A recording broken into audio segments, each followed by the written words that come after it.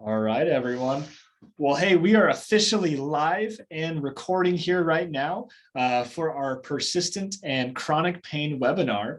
We're super excited to have this going on. Thank you to everyone who's hopped on live with us right now. We're so happy to have you here and super excited as well to be able to send a replay out of this, which if you're watching this not on Monday, August 22nd at noon, you're watching the replay. So we're very happy to be able to have that for you and for you to be able to see that at a later time at your convenience here. So my name is Dr. Damian Heiser, physical therapist here at Bodyworks Physical Therapy and Concussion Center.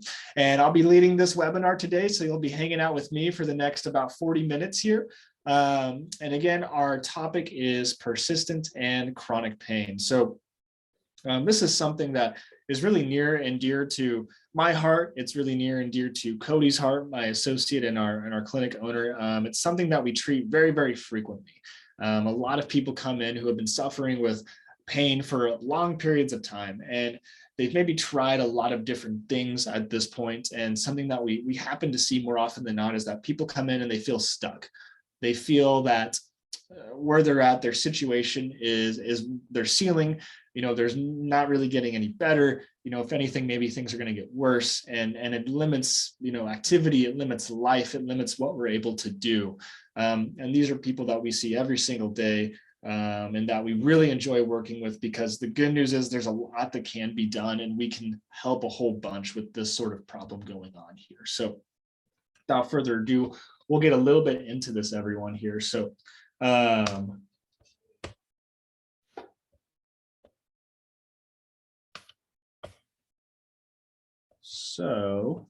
our objectives for today, team, are as follows. So the first is understanding what chronic and persistent pain is. There is a little bit of a difference between what those two things mean here, and we'll explore that just a little bit more and kind of clean up some things definition-wise.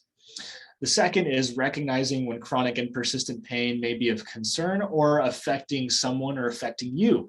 When does this become a problem? When do we need to start recognizing that this is going on? We'll learn what kind of comprises these chronic and persistent pain presentations. What does this look like? How does someone present when they have this? Identifying steps to address this. Okay, what do we need to do to get over this? And then finally, what are going to be the next steps? What do we do once we've kind of addressed this, and how do we move forward beyond that here? So starting off, this might sound familiar to some people on the call, some people watching the replay here. Maybe these are things that you've said, or maybe you've heard someone say this, a friend, a family member, a loved one, or maybe this kind of looks like you, something you've observed about yourself. But for instance, my back pain prevents me from playing with my kids or my grandkids. Someone walks in and maybe says, I'm afraid to lift anything at work because I'm afraid that it's going to hurt my body and it's going to make my pain worse. I wasn't able to go on the family vacation this year.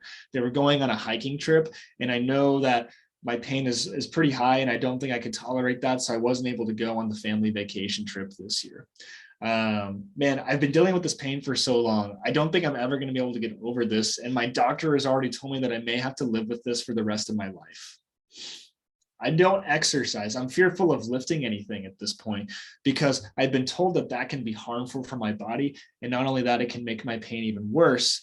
And maybe here, this last one, which is something we see commonly, is, Damien, I've gone through 2 or 3 surgeries at this point, and they were to address the cause of my pain that I've been experiencing for so long. I went through these surgeries, but I have the same pain, or even worse yet, it's a little bit worse than it was before I had surgery. Now what do I do? I'm stuck here. I don't know if this is going to get better. So these are things that we hear all the time, things that we see all the time. And I put this here just to kind of lay the groundwork of, if this is you, if this is something that you've said, something that you've thought, something you've heard or seen someone else say or do, you're in the right spot. We're about to learn a little bit more about these things and dissect this just a little bit more. But first, we need to learn a little bit more about definitions here. What do these things mean exactly? So chronic pain. So for us in the healthcare world, right, whether you're a doctor, a physical therapist, a chiropractor, a nurse, whoever you are, chronic pain is pretty definable for us. We define that as having pain or an injury that's lasted longer than 3 months in duration. So you roll, for instance, you roll your ankle and it hurts for more than 3 months. That's considered a chronic ankle injury or a chronic pain at that point. This can be associated with or without true tissue injury, meaning, I just used that ankle sprain example where we had an injury happen, right? You roll your ankle, you kind of tear some ligaments up, you stress some of the bones, you stress some of the joints and the tendons. That's damage at that point. And let's say maybe you just kept really hitting that ankle really, really hard, and it's just staying painful and staying injured for more than 3 months. Well, that's a chronic injury. Other times here, let's say, take the same example, for instance, you roll your ankle, it hurts, it has all of those things associated with it. But, let's say at 3 months, it's healed. It's no longer swollen. It's no longer bruised. All of the tissue damage is healed at that point, but you're still having pain. So now we have a chronic pain that is no longer associated with an injury. So there's kind of a dichotomy there, right?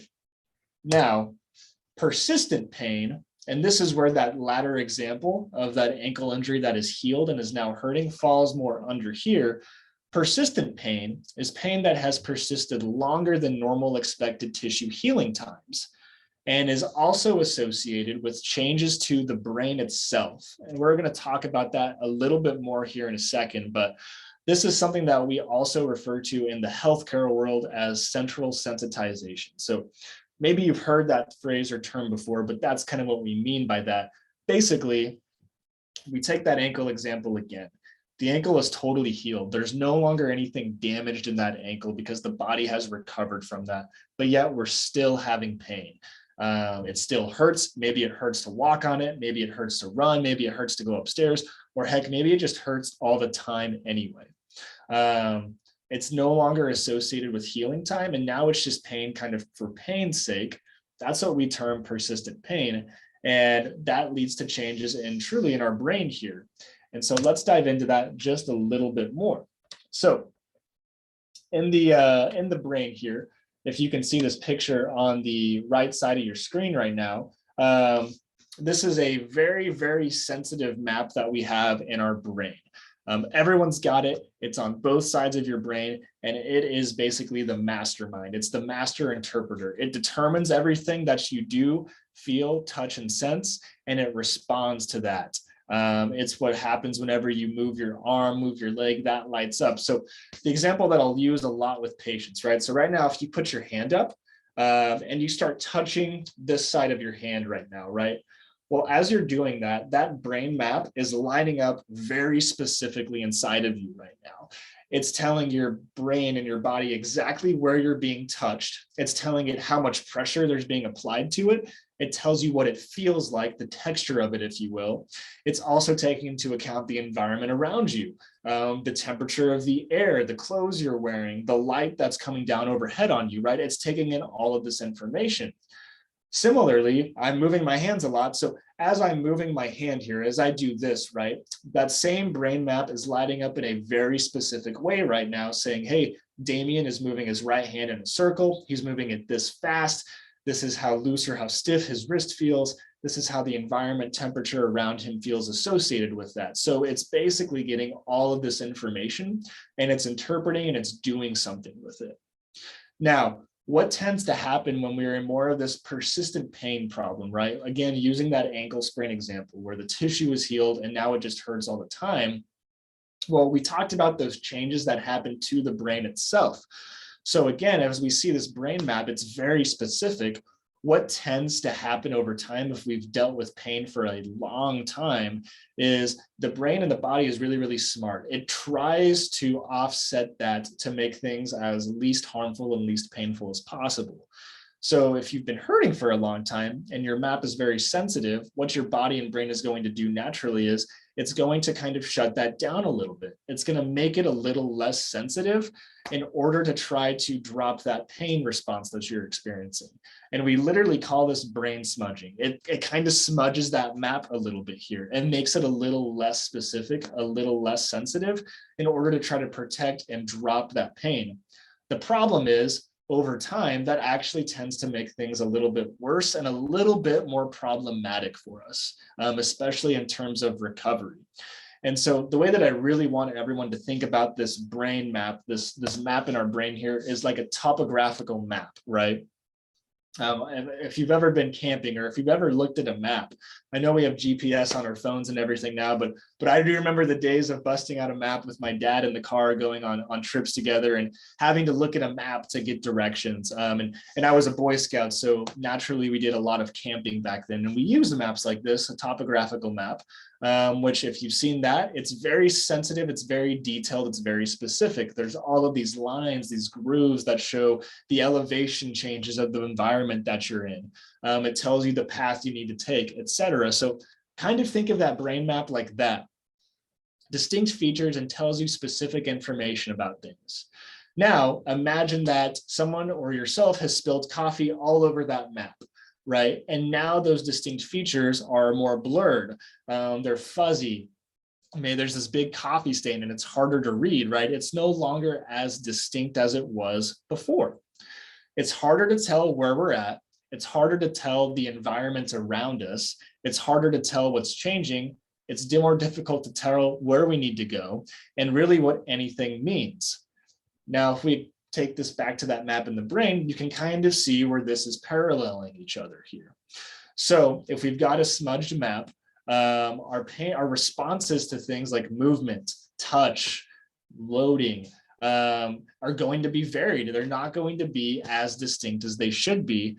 They might seem random. Something that we hear all the time for people, for instance, this is really common, is temperature affects their pain a lot. So for instance, there's one person that we work with where, she comes in and if she gets a draft of cold air on the part of her body that's hurting, it makes her pain worse. It makes her feel worse. And this is something that we kind of, we live in Kansas, so we get a lot of the extremes, and maybe everyone can kind of say, yeah, when the winter comes, I maybe feel a little bit worse overall. I'm more stiff. These kind of things tend to happen. This fits into that bucket here. And the way that I'll kind of think of this too for some people is whenever we have an initial injury. So again, we're talking about that ankle sprain. Ankle sprains tend to hurt in a very distinct way, kind of the outside of the ankle. Well, after that heals and maybe we move into a persistent pain problem, and now that brain has become a little smudged. Well, what routinely tends to happen for people too is rather than the ankle just hurting right at that ankle joint where it normally hurts when you roll your ankle, maybe now their shin is also hurting. Maybe their foot and their toes start to kind of hurt a little bit. As this map gets less distinct and more blurry, that's when we start to see pain really spread for people. So for instance, back pain, it's really common where when you initially hurt your back, it kind of hurts in one spot. Maybe it's a little bit more just the back in general, but 5 years later, if this has become a problem, now that's when people are having pain in their glutes or pain down their leg, behind their leg, into the front of their leg. Maybe the pain is going up their back into their rib cage area. Something that we tend to see happen is as that becomes less distinct, pain kind of starts to spread for some people. Now, we've kind of learned a little bit more about the brain map and how these things tend to function for us. So really, what compromises persistent pain? What is this made of? What does it mean? And how do we tell? So first and foremost, it's typically associated with a chronic pain or a chronic injury, which that is also going to be preceded by trauma, an acute injury, right? The ankle sprain, or maybe you went to go lift something in the garden and boom, hurt your back right there. That leads into a chronic pain or injury if it doesn't get addressed correctly. And then that's when this can start to lead into this persistent pain. Something else we see associated with this is there's a reduced tolerance to stretching your nerves. There's some very specific tests that we as healthcare providers do to kind of determine that for people. But this is something that people often come in and they've already kind of found themselves. And the most common one is if I stretch my leg, do that kind of hamstring stretch, people will notice like, oh, when I do that, it really makes my back kind of hurt a little bit. And sometimes people play into that and do it hurts so good because it feels like I'm doing something. I'm at least changing something, right? But that's basically testing your nervous system a little bit. And so as we're doing that, that kind of lets us gauge, hey, how sensitive is this nervous system? How sensitive is the body? How irritated are things? We kind of talked about this just a minute ago, but we now have maybe some increased responses to stimulus.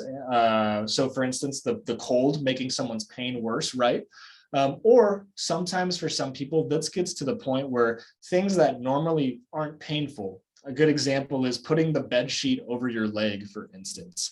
That should never hurt, right? That's a very innocuous thing, but that can turn into something that causes people pain when this gets bad enough, when that nervous system, when their body gets so sensitive that sometimes even things like that can make their pains get set off. Another thing that we see with this is the pain that someone experiences, maybe for instance with back pain, bending forward, something that most of the time for most people is very harmless. It feels fine to do. We do it all the time during the day. But for them, when they go to do that, man, their pain shoots right up. And maybe it goes from the back and gets their glute in their leg. Maybe it goes up and gets the rib cage a little bit. It starts to make things way worse. And when we see that and we think, man, that doesn't necessarily fit how most people respond by bending forward, that's something that we see kind of fit into this bucket as well. Other things that we tend to look for with these presentations, other problems that kind of come with this, IBS or irritable bowel syndrome, restless leg syndrome, fibromyalgia is really common, chronic fatigue syndrome, CRPS, complex regional pain syndrome. It's also called reflexive dystrophic sympathy right now syndrome. Anxiety and depression, we see this a lot with a lot of these problems here. And then we see this also associated with diabetes and heart disease. And really what all of those associated problems kind of mean to us is the body is increased in inflammation, right? That's what things like IBS, diabetes and heart disease for sure are doing. It's increasing the whole inflammation system in the body. But at the same time, so restless leg syndrome is a good example of this. And so is chronic fatigue syndrome. We're not able to recover very well. These people complain pretty often of poor sleep habits. They're not sleeping well. They don't feel very rested when they wake up in the mornings because they're just not able to get that good night's rest because of these things. And then all of this kind of fits into these associated problems, but really just being limited in our abilities to exercise, move, and be active. What tends to happen with this is this gets worse. We're kind of reclined to sitting, or we're reclined to not being very active because of these things. And that starts to kind of cascade this problem just a little bit more as well. So again, other things that tend to comprise persistent pain here, everyone. So internal factors, right? So things that go on within ourselves as human beings. So one of the biggest ones that we see routinely is a fear of and reduced movement or exercise or activity because of the pain. They think if I move this way, take for instance, we just use that example of someone bending forward with their back. When they do that and it hurts, they start to associate that with bending forward is a problem now. I don't want to do that because it hurts. I'm going to limit myself from doing that, and I'm going to limit myself from exercises or activities that make me bend my back forward. Something we also see is a sense of bodily fragility, right? And some of these more negative thoughts and beliefs about ourselves. So this is where we think, man, I'm a mess, right? People come in and they say that all the time. I'm a mess. All of this stuff is wrong with me. I just feel like my body is so fragile because it hurts all the time when I try to do things. And then we can never discount, never take out increases in stress. That's always going to have a big effect on our body, especially when we talk about inflammation and what that really does when we're stressed out and how that bleeds into things like sleep. It bleeds into things like nutrition, which we're about to talk about. But this can be from work. Maybe it's a more stressful work week. We're working longer. We have a big project coming up. Home stress, right? Maybe we're renovating a part of the home, or there's just something going on inside the house. Relationships with our friends, family, spouses, partners. I mean, the list can go on there. Now, external factors, so things outside of ourselves, right? So again, number one, increased stress. Sometimes we can't take away that we have a big work project, or that we're renovating part of our home, or that a certain aspect of our relationship is happening with someone in our life. We can't always control that. That sometimes is out of our control. It's an external factor at that point.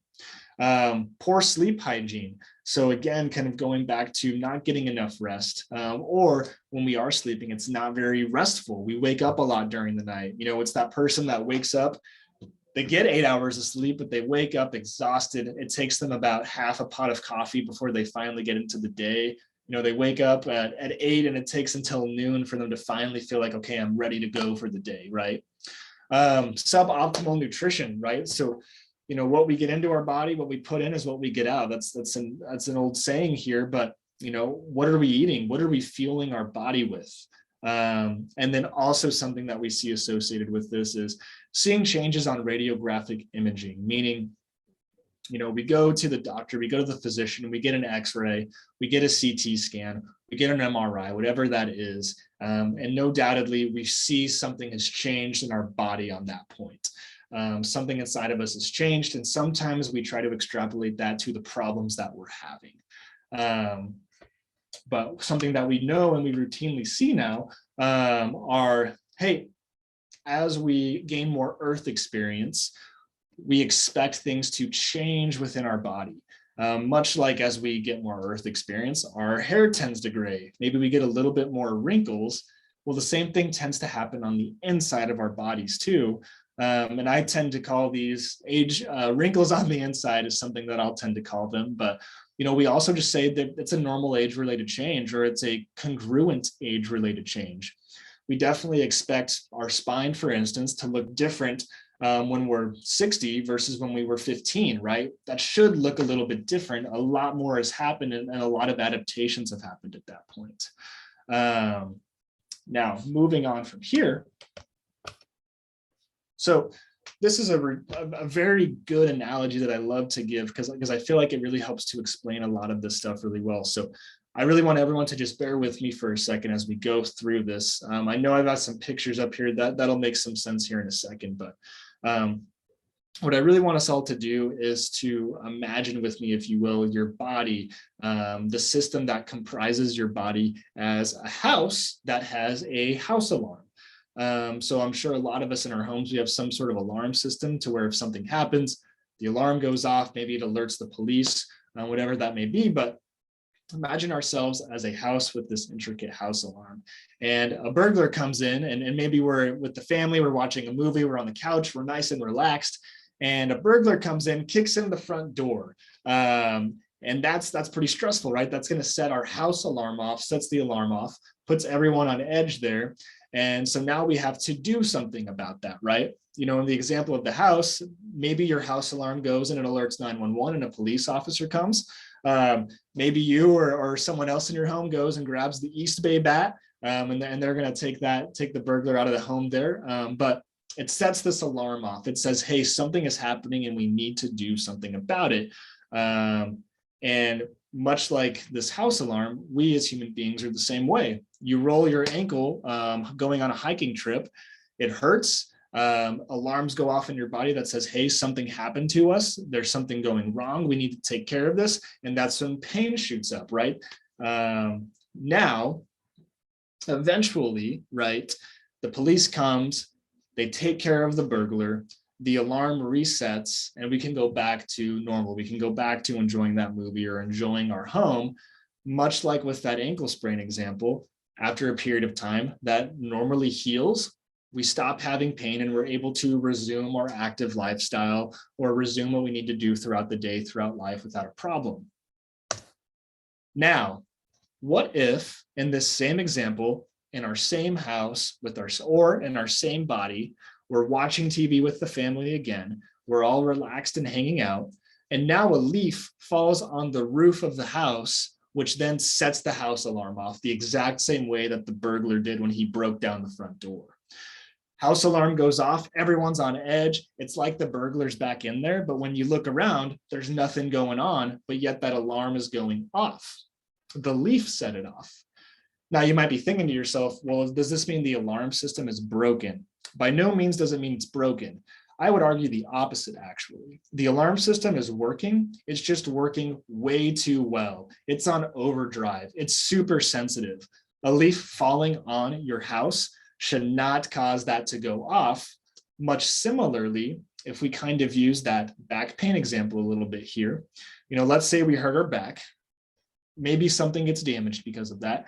After about 12 weeks, that should be fully healed from a tissue healing standpoint. And we should go back to normal at that point. But now we're at the point where bending forward creates our pain and maybe makes it really, really bad for us. It shoots that pain way, way, way up. Something that is normally safe and harmless is now perceived as a threat by our body and by our system, and it's causing pain because of that. And this is kind of routinely how this persistent pain problem happens for people. And the statistics behind this, about 1 in every 4 persons who suffer some sort of injury will go on to develop persistent pain, this exact problem that we're talking about right now. 25% of people that suffer an injury, that's a lot of people. That's a big problem that's going on here, where the body isn't able to understand that we are no longer in danger, we're no longer threatened, but it still is on high alert. The leaf falls on the roof and the alarm goes off. We bend forward to tie our shoe and boom, our back pain goes off at that point. So now the question that I think everyone's thinking is, well, what do we do about that? If, maybe that's me and that's what's happening, well, what do I do now? I've been to the physician, I may be taking this medication. I've went and seen the chiropractor or the acupuncturist. Maybe you've had physical therapy for this problem at this point. Maybe you've had a surgery or 2 for this problem at this point, but we're still in the same boat. Nothing has gotten better for us and we're suffering the same way. What do we do about that? Well, the biggest things are education and action, I would argue. And the number one thing we kind of had to start with here is that brain smudging that we talked about at the very beginning of this presentation. We need to address that. We need to make that map sharp again. We need to make it distinct again. We need to get that coffee off of there. We need to make those lines on that map distinct and detailed again. We can't just let it be covered in coffee. We can't let it be smudged anymore. Second thing that we really need to do here is we need to get back to doing movement and activity and reducing the pain response that we get with that. It's something that I call graded exposure. We expose back into movements, back into activities, or even back into exercises that normally are very painful for us, but we just expose very lightly and very slowly into them. For example, the person who has pain with bending forward, hey, we need to be able to do that to get through life. Let's maybe slowly expose your body to that so that that alarm system doesn't keep going off the same. Your body starts to learn again that, hey, this is a very safe thing for me to do, and I don't need to go into hyperdrive mode because of it when I do it. And this leads into exposing back into meaningful movements, activities, and exercises. So using the same person who bends forward and has the back pain, maybe they really, really likes to bowl.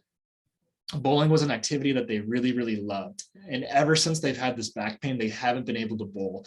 And that sucks. That was their big thing that got them to hang out with their friends, their family. It was their weekend activity. And they haven't been able to do it for, let's say, 5 years. They've been removed from it for a while. That's number one thing I want to get that person back to doing, and just slowly getting them back into that bowling activity. Maybe we start with just similar small movements of that and slowly progress that into holding the bowling ball and moving with it, slowly progressing that to bowling the bowling ball, and eventually getting back to that bowling alley here. Other things we need to look at and address associated with these things are sleep hygiene. How are we sleeping? Are we that person that is not waking up rested because of these issues? Are we only sleeping 2 hours a night because of these and other issues? Our nutrition, hey, do we need to maybe create a more healthy environment in our body by putting some better stuff into it? And then, of course, addressing the thoughts and beliefs behind this. Hey, if we have a lot of negative beliefs, a lot of self-doubt, and some body fragility, we can maybe think about how if we feel and think that way, we're probably going to react and feel that way to the world around us. You always hear about athletes who do visualization exercises. For the most classic is imagining you're shooting a free throw, right? And you're swishing the free throw every time, and you're feeling confident and excited about that. Well, if you do the flip of that, if you always imagine yourself missing the free throw, you're probably going to miss a lot of free throws in the game, right? This is the exact same thing here. And then ultimately, guys, team, this kind of turns into addressing the lifestyle that we're living potentially. Do we maybe need to change the things in a big way in order to get back to the things that we love to do?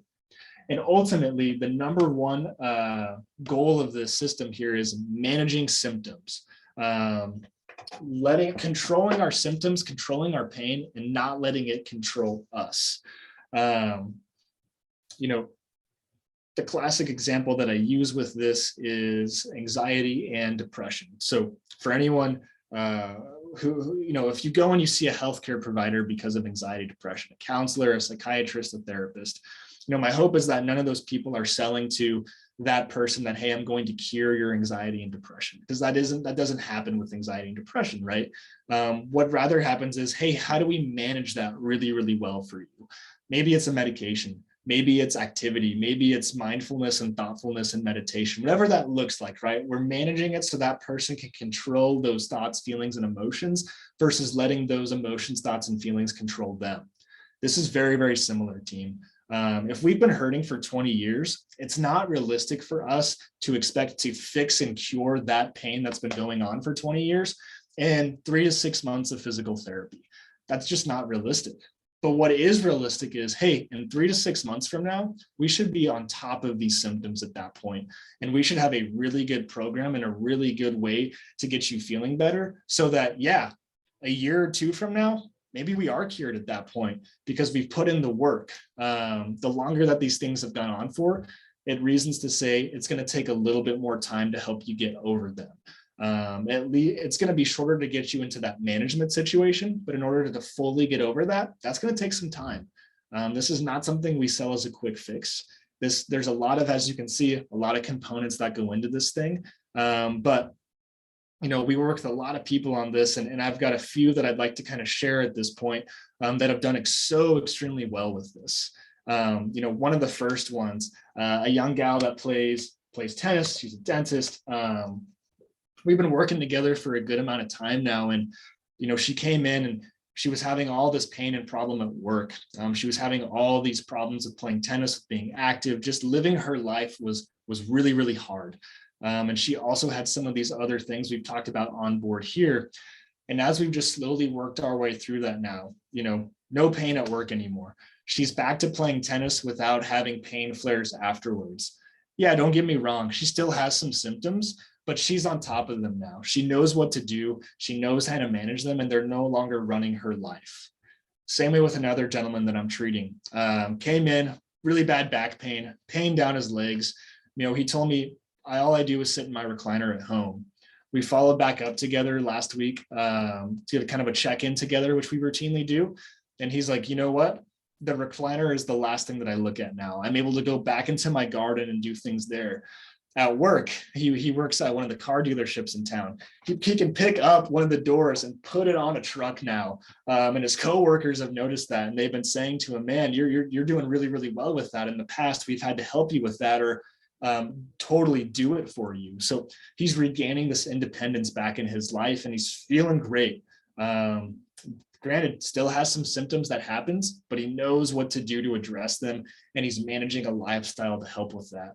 And then a last one I'd like to share with you, a gal that I work with who suffered with back pain, had an acute back injury a long time ago and has suffered with symptoms since then. Was told that, hey, you're not going to be able to do X, Y, and Z things, one of which was running for her by some healthcare providers. And we've been working together now for really about a year. And guess what she's doing now, team? Running 5Ks, training for races, being able to lift some things on her own at that point without having big pain flares, and knows what to do with them. That's what the goal of this is here, guys. Getting you into the driver's seat of these problems instead of you being in the trunk screaming and banging on that thing to get out of there. You're now the one in charge. You're not held captive by these problems. That's the biggest goal with this stuff. And yes, eventually that can lead into total symptom resolution. And that's something that we do try to get to, but the biggest thing for us is how do we get you back to doing things that you love to do, and how do we put you in the driver's seat of this problem at this point?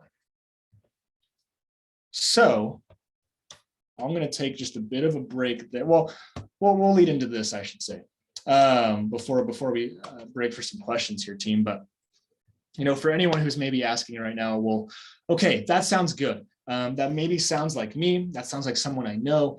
I'm realizing that this might be a problem for me, and it seems like, hey, there might be more solutions than what I've tried at this point. What's next? What do I do now, Damien? What are my next steps? Well, what we're offering to everyone on this call right now, and what we're going to be offering to our viewers who see the replay here is this pain transformation appraisal session. We have 6 of those starting right now, everyone, that are going to be available throughout the rest of this week here. This is a $17 session is all we're charging for this thing. And this is going to give us a space and an opportunity here to have you come in, and for myself or Cody, my associate, to hear your story behind these things, and really see, hey, is this what's going on? And what do you need to do to address that at that point? Maybe that's working with us. Maybe it's trialing some other things, but really having that space to come in and share your story, share what's been going on, and figure out what are we going to do to start to address this problem for you here. So we're going to offer 6 of those starting this week, starting now, to everyone on the call, everyone who's going to see this replay. How do you take advantage of that? Give us a call at 316-558-8808 or shoot us an email at info@bodyworksphysicaltherapy.net. Best way to get a hold of us, best way for you to take advantage of this. And as a bonus, everyone that does take advantage of this, we're going to throw in a free wellness coaching session. This is about a half an hour deal here with Karen Hornia, who is our phenomenal Bodyworks physical therapy Thrive coordinator. She's a wellness coach. Phenomenal to have on board, and she is the person for this stuff, for some of these other things we've talked about. Her and I are working together with some patients here, and we're seeing such great results. And she does an amazing job, and we wanted to offer that along with this package here. So 6 sessions this week, pain transformation appraisal session, only $17, and we're going to throw in a free wellness coaching session with Karen Hornia, our Bodyworks Thrive specialist. So I'm going to go ahead and stop sharing my screen here. So we should all be kind of back together.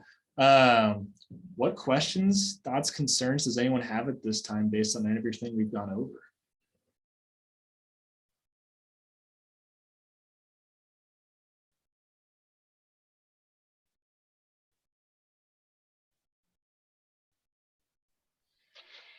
Hey, Damien, how are you doing? Karen, I heard, hey, Damien, and then you kind of cut in and out a lot right there. So I didn't get to hear that full thought. Oh, I'm sorry. I'm in my car, so it's a little tough. I'll talk slow. Okay. I really am interested in the brain smudging and kind of resetting your brain. How do you know, like offhand, I'm sure it has to do with how long your pain has been persisting, but what are the results that you're seeing as far as time for that to happen? Yeah, good question. So, that can be individualistic for sure. And it really depends, I think, on where someone's coming from with that. Routinely, and really what we've just seen with people who have really done a lot of the legwork and doing the scientific part behind this stuff in terms of researching it is, we can really see some positive changes to that brain smudging within about a month of starting some specific therapy for that at that point. And they corroborate this stuff with functional MRIs of the brain as they're doing a lot of these things. So they're really seeing these changes in real time happen here. Excuse me. But again, this is one of those things where, if it was the ankle sprain, right, we can give you the exact recipe, the exact timeline of how that's probably going to go for you. For some of this stuff, hey, this can vary a whole bunch, especially if you're that person who's come in with pain for about 20 years, and you've had 2 surgeries and you've seen almost every provider under the sun. Like, hey, we've got some work to do at that point. But from a more routine perspective, within about a month, we should start to really see some actual change to that.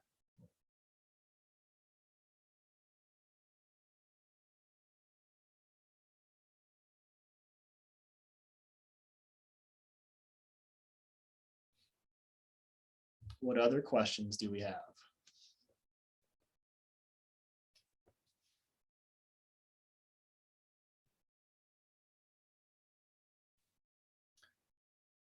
I'll flip it and I'll ask a question. If everyone on right now is open to it, what's one thing you learned today? Or one thing that kind of makes you kind of think about a little bit more?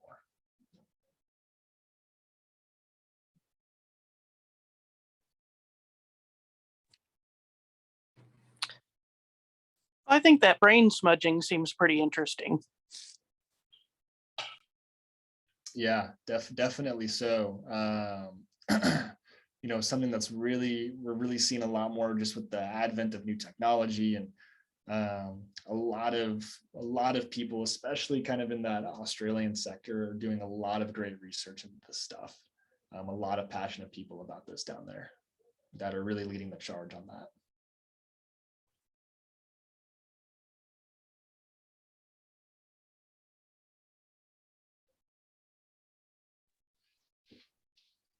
I think the thing that struck me was the alarm system. How, you know, I see this a lot, that it feels like the alarm system is way more sensitive than after so much time of chronic pain and persistent pain, that it just feels like everything sets it off.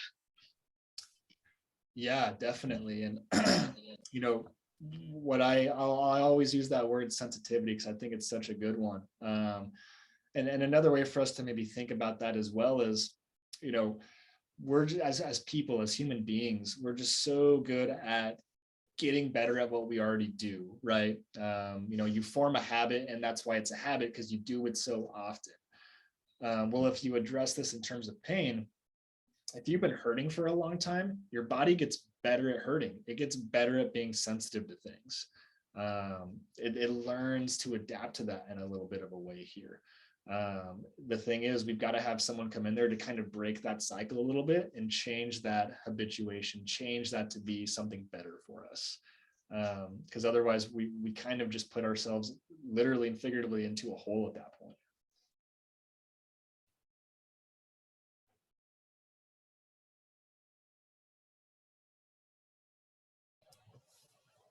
So the brain smudging is interesting.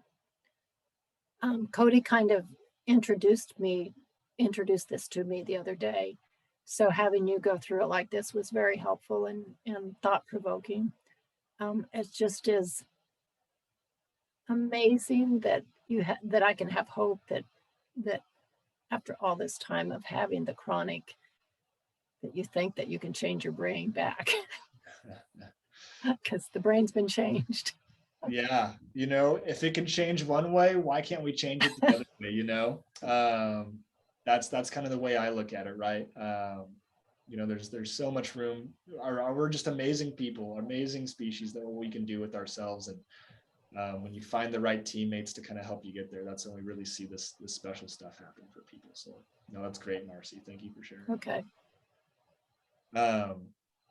So that's kind of all that I have today, gang. So, you know, again, that big offer that we're having for anyone on right now, or anyone who's watching this replay here maybe a day or so later, is that pain transformation appraisal session. If this is something that sounds like you and that you're interested in, you know, that's why we're offering it to you. Get a chance to come in, speak with one of us, myself or Cody, and really kind of start to figure some things out for you there, all for $17. And not only get the opportunity to also work with Karen a little bit too here. And, you know, I just mentioned that team, and, you know, hey, we can, if things change one way, why can't we change it back? I'd say, hey, if you got a good team on your side here, which we feel pretty strongly that we form a great team for people, you know, hey, that's going to increase our odds drastically. You know, that's going to give us the tools, the ammo to get you where you need to be at that point. So, yeah. So thanks so much, everyone, for hopping on today. Great to see so many faces, familiar faces. Again, we'll be shooting out a replay either tomorrow or the day after with this video and a couple of resources there. We'll talk a little bit more about the appraisal session too, and how to take advantage of that with some more detail on there too. Otherwise, again, if anyone has any thoughts, questions, concerns, or really like, man, I feel like I just need to talk to someone more about this, more about my specific problem, my specific situation. Hey, we still talk on the phone here. 316-558-8808 is our phone number. You can reach one of our great staff here, or you can reach myself or Cody, or shooting us an email at that email address, info@bodyworksphysicaltherapy.net. So thanks so much, everyone, for hopping on.